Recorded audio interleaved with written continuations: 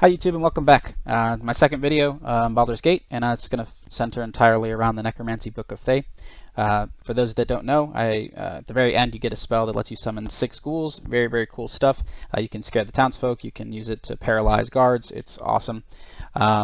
I will have timestamps in the description because it is a pretty long video, but please let me know how the video goes. I'm still trying to work on the editing, so please in the comments below let me know if there's things that you think I could improve on or anything like that.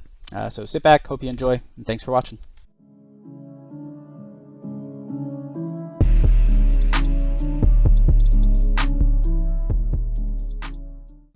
So to actually get the Book of Thay, you're going to need to come over here to the Blighted Village, which is over this bridge. You can go get there from the Emerald Grove waypoint and then just walk to the west. You have a few options. You can sneak into the camp, you can walk around, or you can do what I did and just walk kind of right in. Up to you. There's in addition to the sneaking options, you can also just fight this whole village if you wanted to. You can kill all the goblins and then just kind of make it your own. Or you can do what I do here and kind of talk my way out of the combat itself. I am playing a paladin in this playthrough here, so you'll actually have the option to, or I have a high charisma. So there are, in addition to that, 2 kind of outcomes. You can either spot the goblins ahead of time, or your party members can, or you can just go in without noticing them. That was that little check you saw maybe at the very beginning of this. Asterion actually noticed them, so my dialogues might be a little bit different than yours. But either way, it will eventually lead to either a deception or persuasion check or intimidation check to kind of work your way through here. So here I intimidated them, got through, and now I can just kind of freely walk around and not really worry. Up here you'll get the waypoint, and the building we actually need is right there to the left, the double doors. It's like this little inn straight ahead, the shabby wooden doors like it says there. What you're going to want to do is actually just walk in to the doors, and there should be a cellar to the right. You notice it, I'll hover over it in a second, but it's kind of behind the bar a little bit to the right, and what you'll do is you'll just go down into that cellar, the wooden hatch, and this is where the actual book will be. So there is quite a few things you can loot in here. There's some potions and other knickknacks in here. There's actually quite a few potions and some recipes. But what you need is this lever. It's typically hidden. Sometimes your characters won't notice it like mine did there, but it'll be right behind those triple boxes. Just remove the first box, click the latch, and you'll actually move that sliding bookshelf case thing. As you move forward here, there's some wooden coffins. You can loot these. Again, they do have loot in them. I'm hovering over those 2 specifically. Those 2 actually have skeletons in them, so if you open them, they'll try to fight you and try to release each other. So if you want to fight more experience, you can get them from there. And then in the back, this is actually the ornate mirror we actually need to go through in order to get the Book of Thay. So you'll have a conversation here. It'll ask you for your name. You can deceive it, intimidate it, persuade it, all these things again. I intimidated it here. It opens up. Do whatever you want. You can probably even attack it. I haven't tried, but you could probably attack it to get in as well. But in here, again, you can loot this area. But the goal, right, of this video, getting the Book of Thay, is you're going to walk over here and you'll get a rusted key, and so it'll be on this shelf. You'll grab that, and then you're going to walk back towards this rusted gate over here, and it's actually behind this gate. There are some traps right in front of it, and there are some traps in there as well. So if you have the ability, you can use a rogue or somebody to disarm these traps. At the time of this recording, I didn't have any trap disarm tools because I'm terrible. But the key will open this gate, and you can just pick it up. It will start a turn-based event once you're kind of done with this cutscene. So just move your character out, and you won't have to worry about the fire that kind of engulfs that area. And so now that we have the book, we'll move on to the next part, which is to go slay the to go collect the dark amethyst to actually open the book, and then you can start reading it and getting some of the benefits of the book itself. So now that we have the book, we're going to move over here to get the actual dark amethyst, which is in this well right here, which is right next to the teleporter and conveniently near our book as well. So you go down here, and you'll typically have a little bit of dialogue options here, but I've already done it. I've already cleared all this out. So when you get up here, you'll actually have your first encounter with a few spiders. There's like, I think 5, maybe 4. They're not too terribly difficult. They do teleport around, so try to take out some of the webbing, and then they'll have to kind of come down and deal with you. But once you're done with that, you'll move up into the actual spider matriarch layer, which is where the boss fight is. I've already killed it, as you can see. But She can be kind of a pain. She does teleport around and tries to go to the various eggs to hatch them. There's 3 in total. So there's, you can kind of see it off here to the right. There's one that's still up right there, and then there's some up there which she had hatched, and then a final 3rd one down there which she hatched, which I killed all those. They're not too, they have like 4 health, little ones, and she has about 80. If you don't care about the loot that she drops, which isn't that impressive, it's just like a increases poison damage. So if you have a poison build, it can be kind of good. But if you don't care about the loot, you can actually just shove her off into a pit on any of on the back or in the center. You can use things like Thunder Wave or Push or just the Thunder Arrow or whatever that is. I've used that before to some effect, and she'll just kind of lob off and you just kill her. You don't really need the stuff she has because she actually doesn't have the gem. The gem is actually down where I just highlighted. It's on the ground over here, and you'll just walk over and pick it up. The fight itself, not too crazy. A couple spiders, but the big thing is there's a lot of poison damage that goes out, so be mindful of that. If you have potions for poison resistance, you might want to use it. But yeah, I think I got her in about 3 rounds.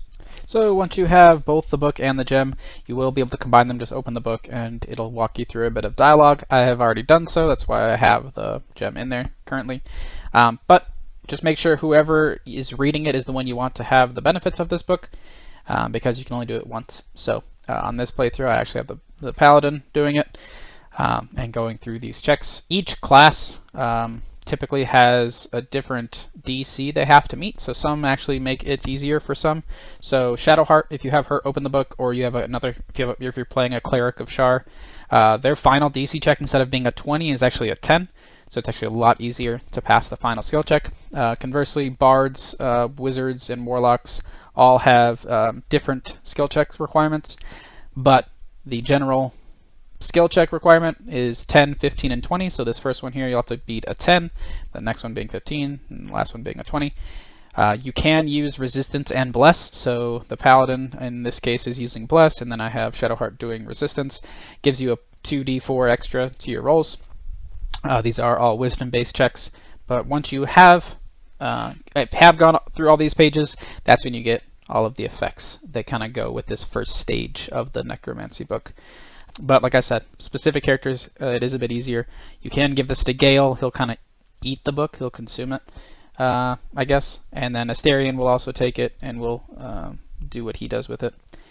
But yeah, so once you have this, you go through all 3 of the checks, your character will open the book and be gifted the Forbidden Knowledge, which is a buff you can actually see on your character. And what it'll do is it will give you a +1 to all wisdom and saving throws and wisdom skill checks. So very, very powerful. However, the drawback to this book is if you fail, you get a pretty substantial debuff. So if you fail just one time, it will give you a debuff called the Wisps of Madness, which will make you roll all of your wisdom ability checks at disadvantage for 50 turns. If you fail a second time with this book, it's a permanent disadvantage, baleful knowledge, and that'll be forever. So you can really mess up a character with this, so be mindful of that. You can see all of the tags associated with it, so you can go into notable features and see Forbidden Knowledge. If you hover over Wisdom, you'll see your +1 from Forbidden Knowledge there, and the last spot is actually under tags itself. So if you go to this spot, you'll actually see it there. That is now a tag for your character. So pretty useful.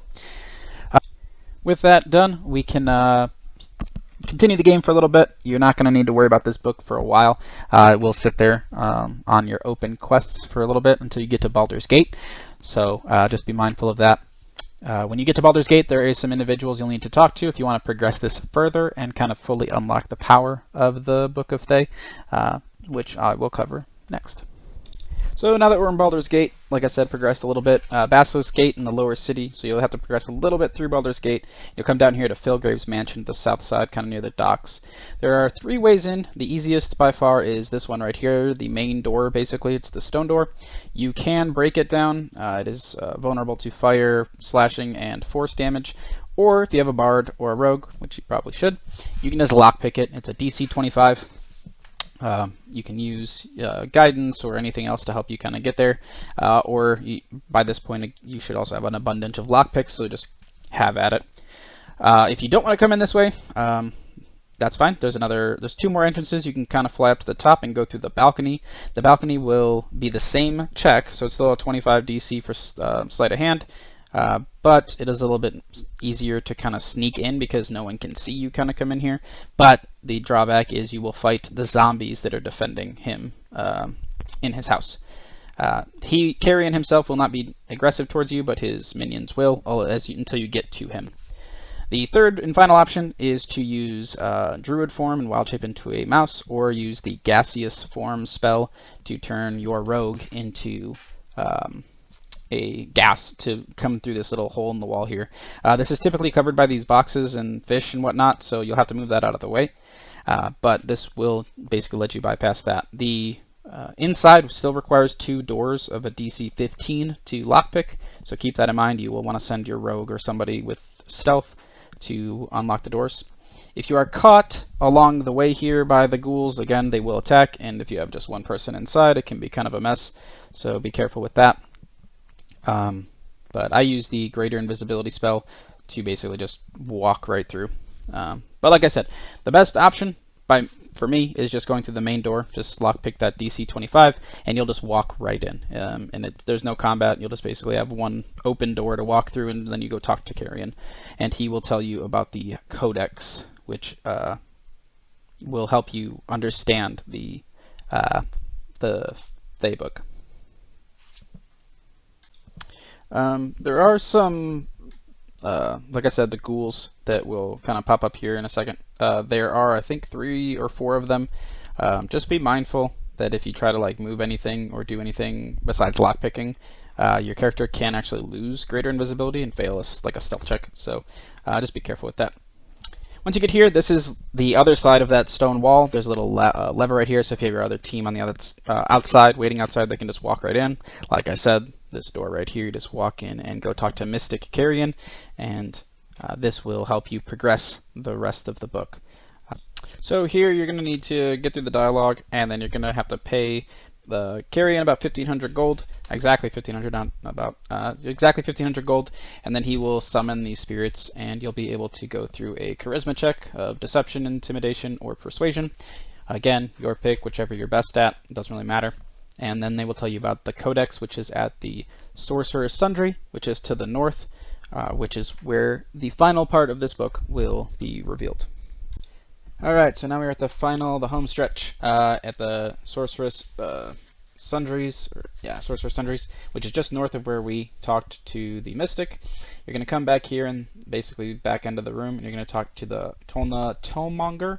She's going to tell you to whisper before this, and then you'll select, I'd like to talk about rare books, and then obviously select the Codex, and then you're going to ask her specifically about buying the tomes. She's going to be reluctant. You'll get more charisma options to basically convince her, and what this will do is she will actually tell you where the tome is located. It is basically in her office upstairs. All you're going to need to do is walk up the stairs. Either one works, and her office is on the left if you were coming from the main entrance. You're just going to go inside. There'll be a book on the bookshelf, which I'll show you in the video. Again, I use greater invisibility here just to get through this lockpick sequence and get through the door so I don't have to look for the keys. When you go in, directly to the right is that bookshelf I'm talking about. There'll be a little book that is an interactable. That'll be like, that clasped book right there. You'll go in there, and it'll open a portal down to the vault. If you regroup just before clicking on the portal, you'll actually bring them in with you. I did not get my fighter there, but that's okay. In the back here, you can get a button that'll open a door to another kind of section if you maybe have missed it. But there's more loot in that room if you want to get it. But where we're going for the book, for the Codex, is this way. You can walk on these little things here. It looks like you'd fall, but you can walk across. Use your rogue, bard, whatever again to lockpick all these doors, or just beat them down if you want to do that. Either one will work. But then you're going to come to this kind of weird looking room. It's going to have a bunch of traps in the next few rooms, so be mindful of that. You can disarm them all, or you can just kind of walk past. They don't do a whole lot of damage. They hit for like 3 or 4. But each of these doors will be the one on the left is one where we need to go, but you have to go through the silver hand door to unlock it. So once you go in, the illusion door will bring you back to where you came from. Evocation will bring us where we want to go, and abjuration will be the other one. So When you go through the evocation door, you'll be coming to another room just like this. You'll get multiple options: invulnerability, gate, whatever. You're looking for the door that says wish. And then you're going to click this lever. Again, traps are going to go off kind of in the background. I just walked over everything and nothing really hurt me. So, and then to get back out, just click any of the doors and it'll bring you back to that main door. In this video, I'm just going to show you doing both of them.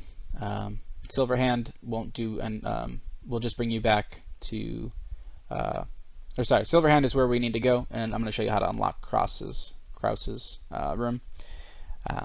But so yeah, so you go back through, and same basic thing. So the last one was wish. This one is going to be silver, is the door you're looking for. One kind of useful tip that I kind of found out: if you pan your camera off to the side a little bit, you'll actually see the room itself before the, before it materializes. The other rooms won't have that, so you can kind of cheese that by just kind of looking around if you wanted to. Same process as the last room. Just click the lever and go back and click any of the rooms that you were in before, and it'll bring you back to that starting area. Krause's room, pretty interesting. It's got a lot of lore for Gale, if you want that, and there's a really good spell in there that Gale can learn. But for the sake of this video, we're going to be going for Thays, so that's in here. In this display case, again, same as before, you can attack it.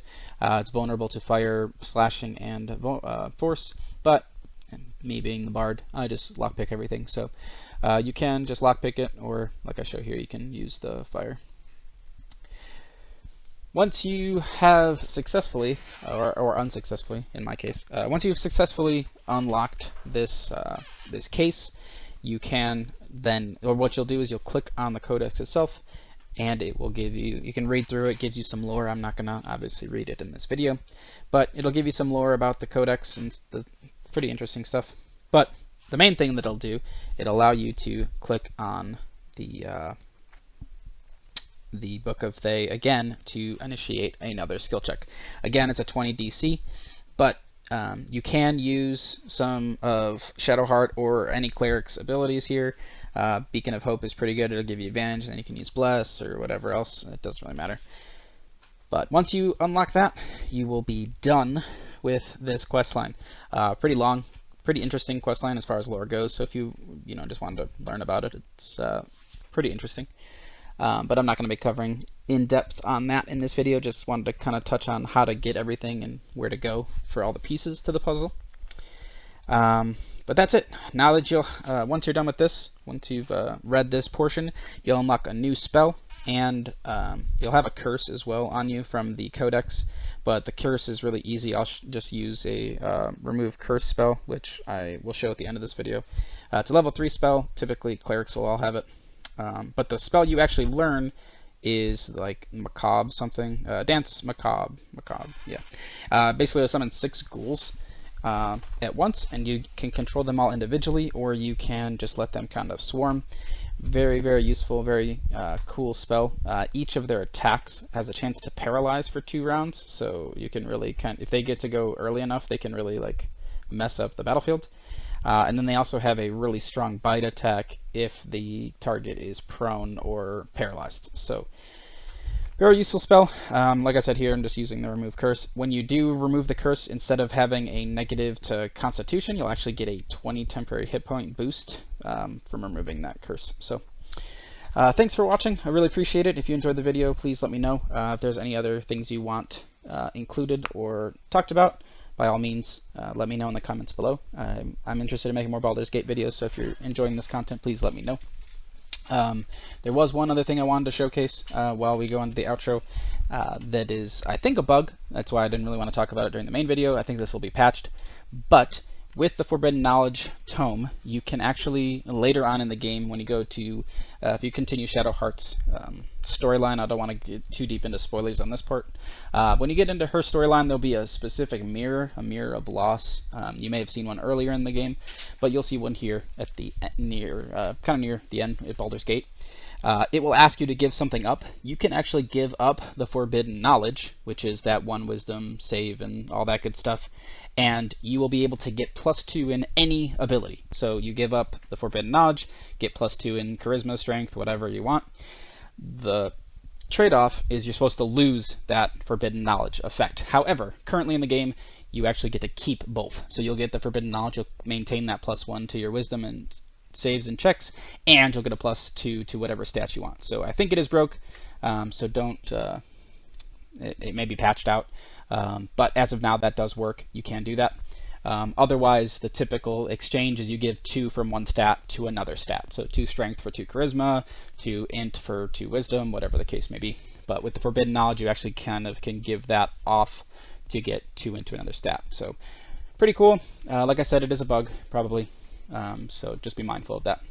But again, thank you so much for watching. I really appreciate it, and I hope you enjoyed the video. Have a good one.